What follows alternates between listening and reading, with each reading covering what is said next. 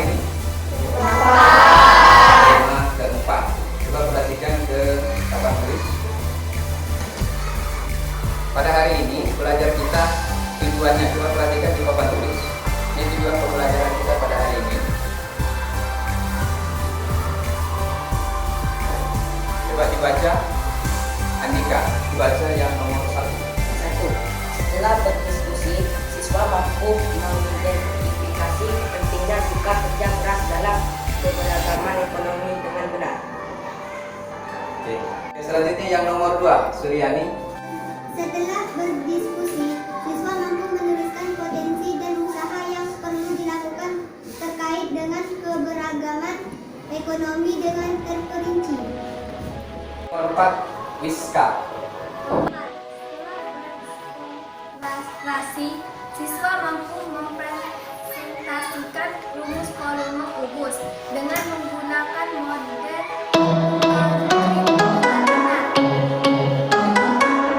Semuanya sudah paham tujuan pembelajaran kita hari ini?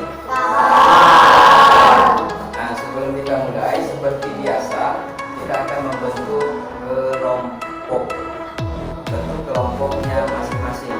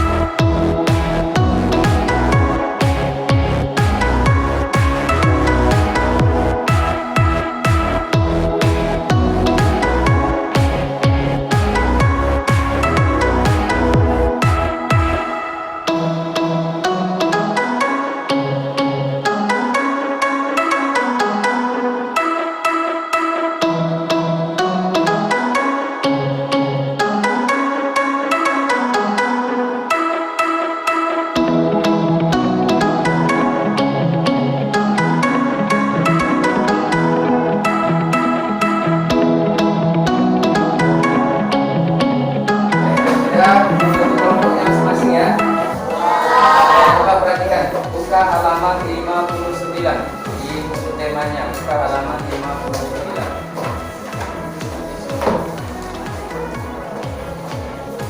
Buka halaman 59. Sudah? Sudah? Apa yang kalian lihat di sana?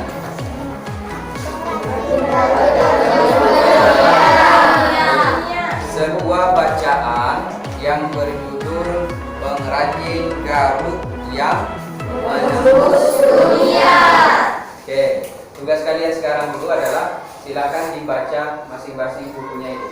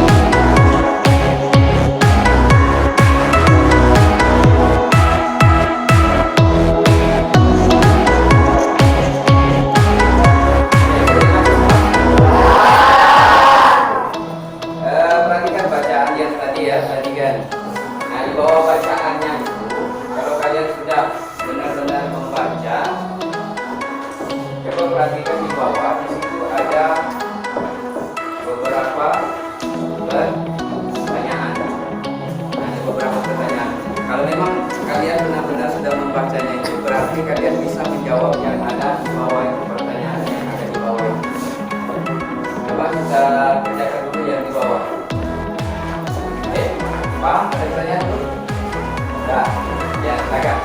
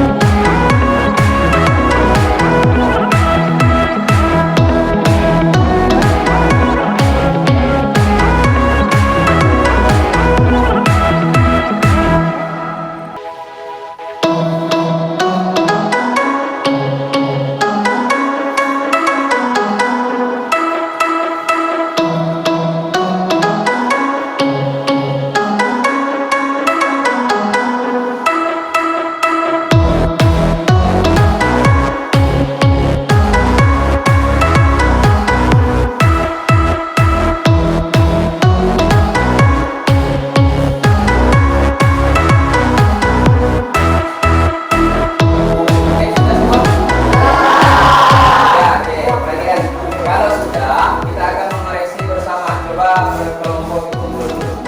Kelompok dikumpul dulu, kemudian ditukar pada kelompok yang berbeda. Bilang. Oke. Kita akan menghadapi sama-sama. Oke, ditukar ya. Itu yang sebelahnya ditukar.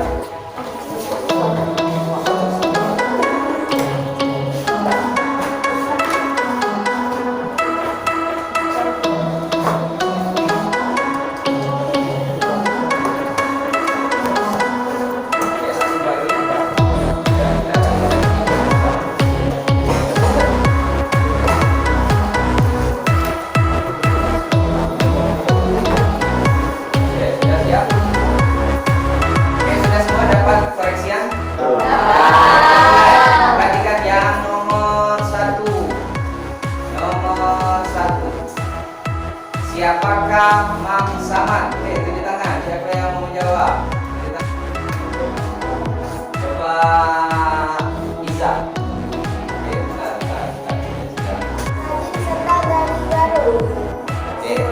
Perhatikan jawaban dari si Iza tadi adalah pengrajin sandal kulit dari Garut. Benar atau tidak? Benar. Oke, nomor satu itu jawabannya.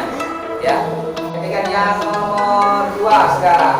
Bagaimana Mang Samad mengawali usahanya? Tunjuk tangan. Oke, coba Andrea. Menjajah sendal kulit keliling. Yang nomor dua, bagaimana Mang Samad mengawali usahanya?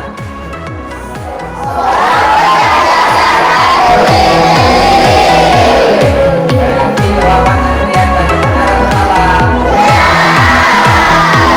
Sekarang yang nomor tiga, bagaimana Mang Samad mengembangkan usahanya? Siapa yang mau jawab?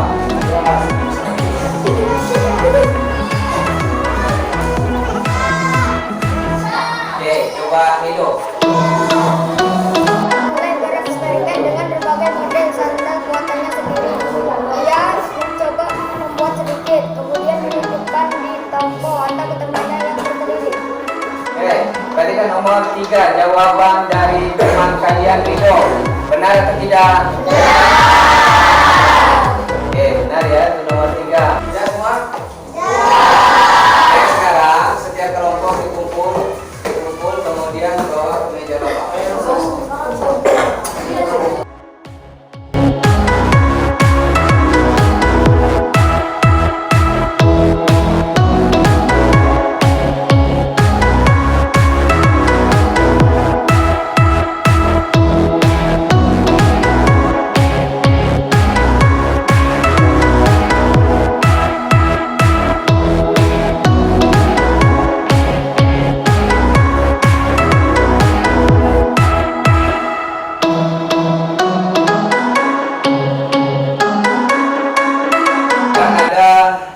Pertanyaan tidak?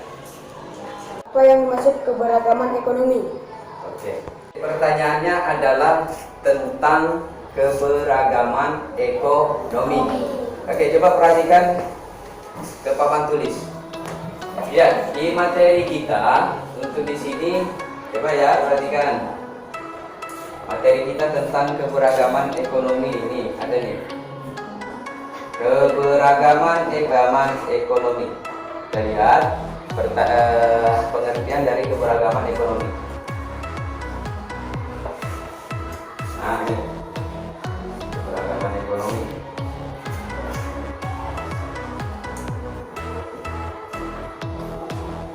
Oke, sudah jelas? Bisa dibaca? Bisa ya? Nih, perhatikan. Nah, sekarang Bapak coba Zaki dibaca di pengertiannya ini. Keberagaman ekonomi atau usaha dan kondisi di mana pelaku ekonomi memiliki jenis usaha serta kegiatan ekonomi yang berbeda-beda. Coba diulang, Nazila. Keberagaman ekonomi atau usaha adalah kondisi di mana pelaku ekonomi memiliki jenis usaha serta kegiatan ekonomi yang berbeda-beda. Artinya keberagaman ekonomi itu artinya banyaknya jenis usaha. Nah, lihat, coba perhatikan. Coba, ada beberapa macam jenis usaha. Barangkali ada di sekitar kalian. Nih, ada namanya usaha ekstraktif. Apa itu? Yaitu jenis usaha yang mengambil serta memanfaatkan secara langsung kekayaan yang ada di alam. Contohnya adalah nelayan. Nah, kemudian ada pertanian, perkebunan, dan peternakan. Ini ada petani padi, ada peternak ayam, dan ada pula yang bekerja di perkebunan. Kemudian yang ketiga, usaha industri. Ini lihat, yaitu jenis usaha yang menghasilkan produk atau barang baru ataupun hanya mengolah bahan mentah menjadi barang setengah jadi. Kemudian ada usaha dagang. Apa itu? Ya, ini usaha di mana pelakunya menjual komoditas tertentu. Usaha ini sudah tentu banyak di lingkungan tempat kita. Kemudian kelima, usaha jasa, yakni sektor yang fokus pada pelayanan terhadap konsumen. Profesi terkait usaha jasa di lingkungan cukup banyak seperti supir, jasa asuransi, bank, pegadaian, sampai ke tukang pijat.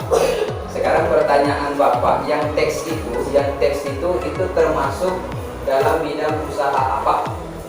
Industri dan dagang. Sekarang, kenapa bisa disebut bagian daripada usaha industri? Karena menghasilkan produk sendal. Oke. Kemudian kalau usaha dagangnya dari mana, Randa? Karena dia menjual sendal. Oke. Ya. Oke, jadi sudah paham ya tentang keberagaman ekonomi. Jadi di sekitar kita itu ada banyak berbagai macam jenis keberagaman ekonomi. Artinya berbagai macam jenis usaha. Oke, paham tidak semua sudah? Paham. Oke, sekarang kita ke halaman 65. Coba dibuka halaman 65.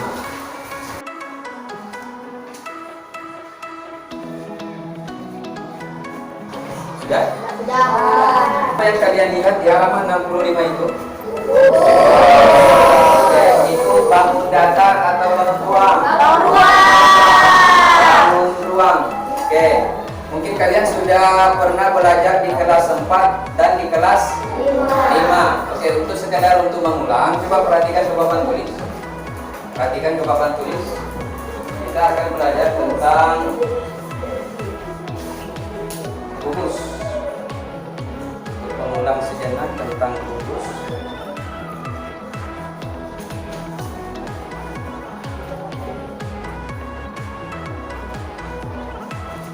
Tentang kubus. Nih ya.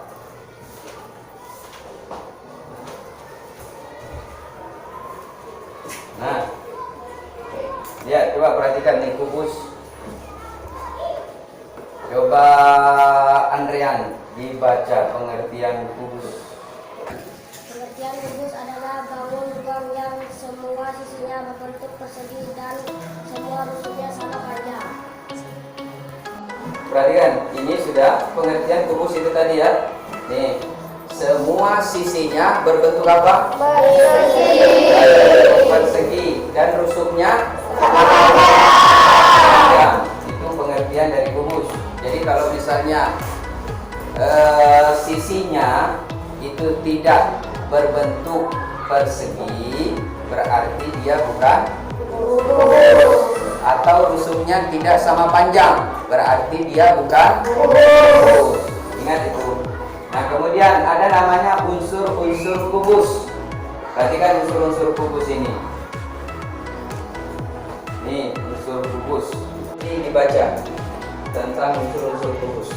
Sisi, busur, titik sudut, diagonal kubus, diagonal ruang. Oke.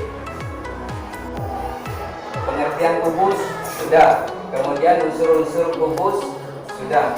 Sekarang volume kubus. Coba perhatikan ke depan.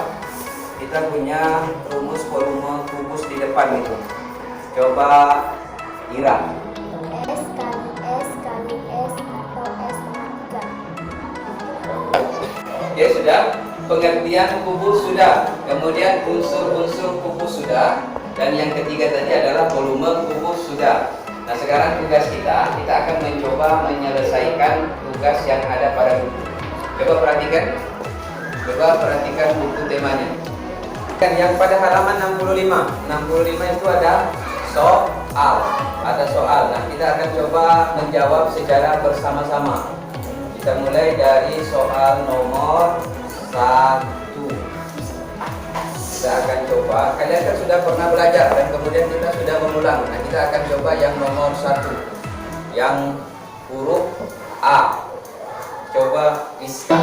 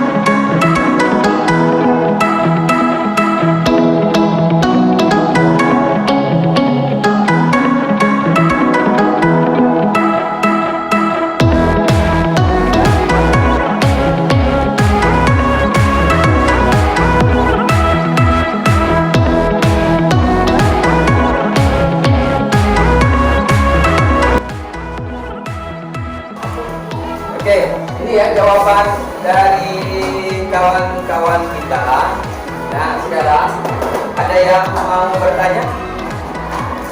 Ada yang mau bertanya atau ada yang mau menanggapi? Ini sudah benar atau belum? Sudah benar atau belum? Sudah. Berarti kalian sudah paham. Sudah paham semua? Masih ada pertanyaan tentang volume kubus? Tentang mencari rusuk? Tidak. Berarti sudah paham semua. Oke. Nah sekarang kalau kalian sudah paham, kita akan mengerjakan tugas selanjutnya yang ada di buku. Coba dilihat di bukunya, buka buku selanjutnya. Kita akan mengerjakan secara individu, bukan kerja kelompok. Oke? Ada pertanyaan? Tidak. Oke, kita sudah mulai bekerja.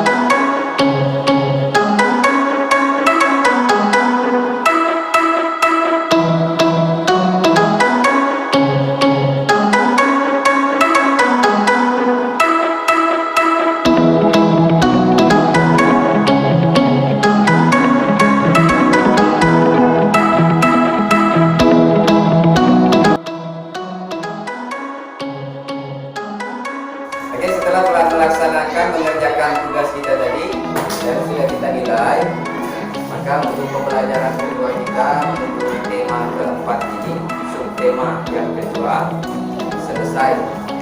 Dan Bapak harap nanti ketika di rumah silakan untuk membuka blog yang sudah kita pelajari supaya dipelajari kembali ulangannya, dipelajari supaya lebih paham dan mengerti baik tentang keragaman ekonomi dan kemudian rumus volume rumus. Jadi nanti silakan dibuka lagi di rumah, dipelajari di rumah melalui blogspot yang sudah kita pelajari. Paham semuanya? Oke, demikian. Assalamualaikum warahmatullahi wabarakatuh.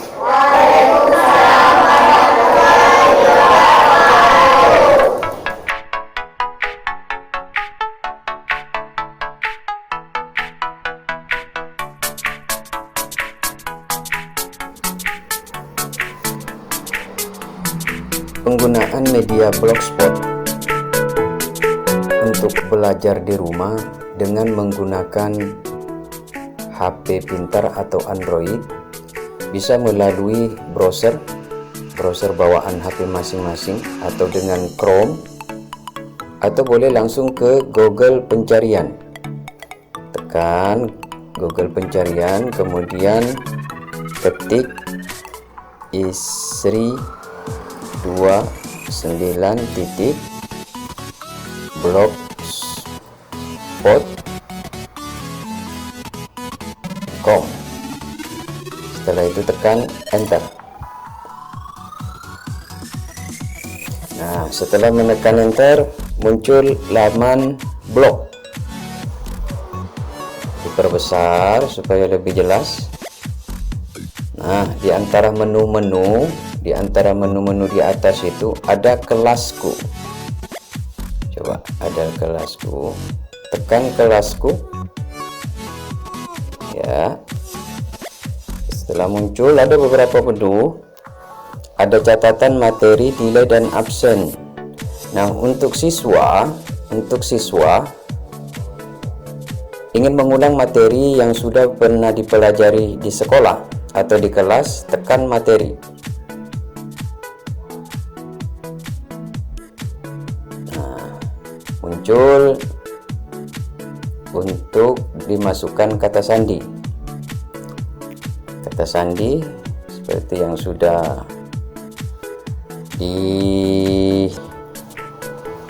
informasikan kata sandinya, ketik kata sandi.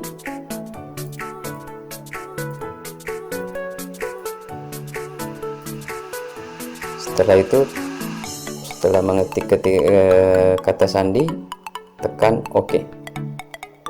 Paspor benar, tekan OK. Ya. Nah, muncul laman materinya. Besar lagi. Nah, ini. Jadi ada beberapa materi yang ingin memperdalam materi yang sudah disampaikan di kelas. Nah, misalnya ingin melihat materi kubus dan balok. Nah, ini ada kubus dan balok, tekan kubus dan baloknya. Iya, muncul materinya.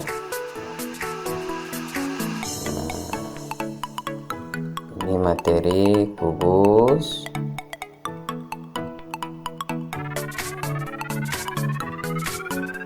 ya.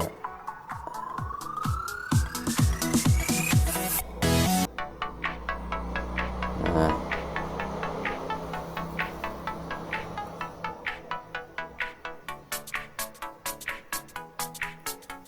oke.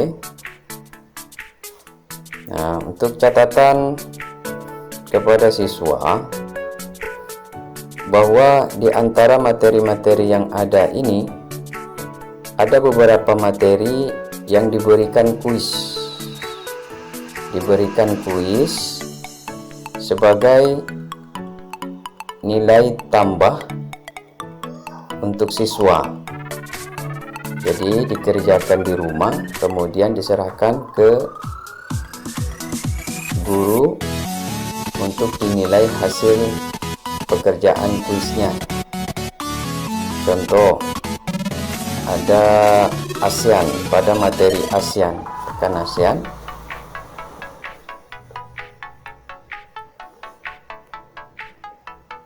Nah, ini materi ASEAN. Setelah membaca, mempelajari tentang ASEAN,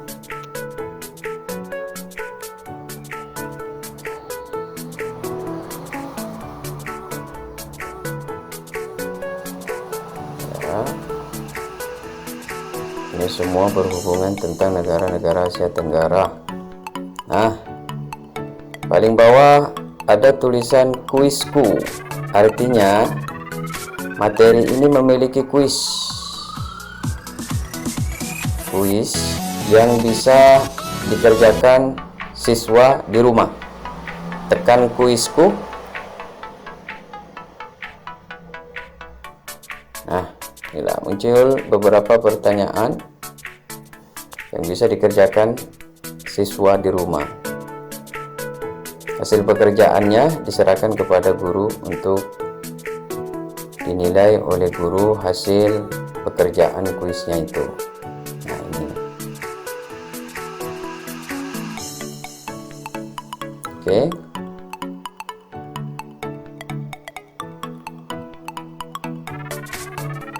Setelah siswa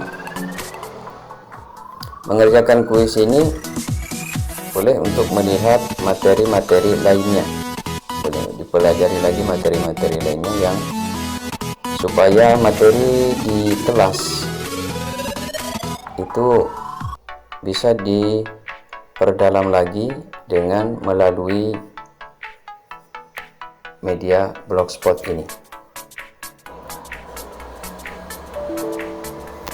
Selanjutnya, untuk orang tua bisa memantau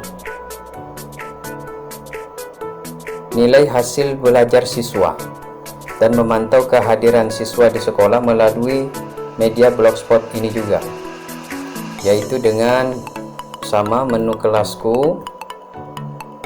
Setelah itu nilai dan absen. Setelah mengklik nilai dan absen, maka muncul nama-nama siswa. Nah, ini ada 24 siswa. Ya, ada 24 siswa. Ketika ingin melihat nilai dan absennya, klik lihat.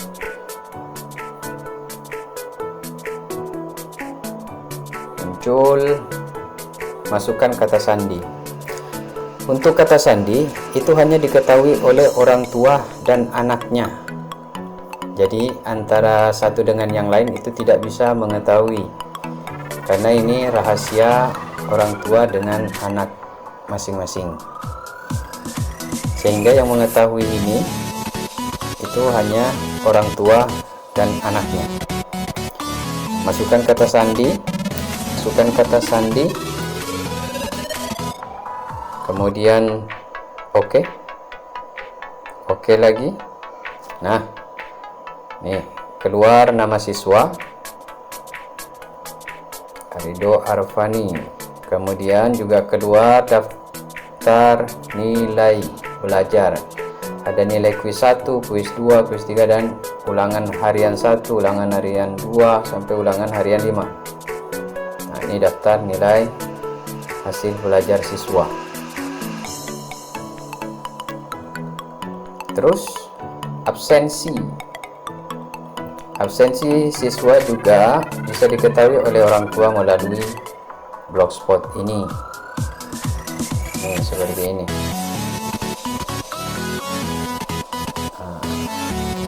Jadi keadaan anak di sekolah, baik nilai ataupun absensinya, itu bisa terpantau oleh orang tuanya.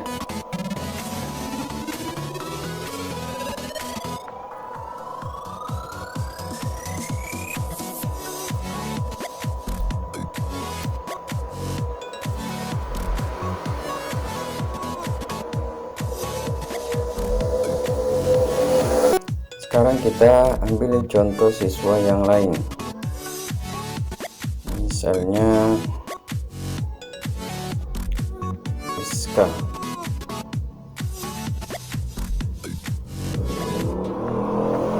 Rizka. Kemudian minta masukkan sandi lagi. Oke. Sama, muncul nama siswa, kemudian muncul nilainya, begitu pula absensinya.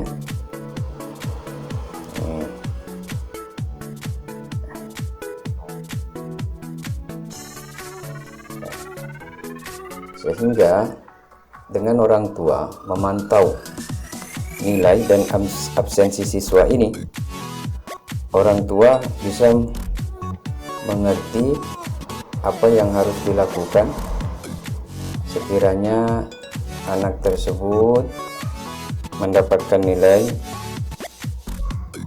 yang kecil atau yang tidak diharapkan, agar orang tua bisa memberikan motivasi atau dorongan kepada anak untuk lebih giat belajar lagi, yaitu dengan bisa melalui media blogspot ini.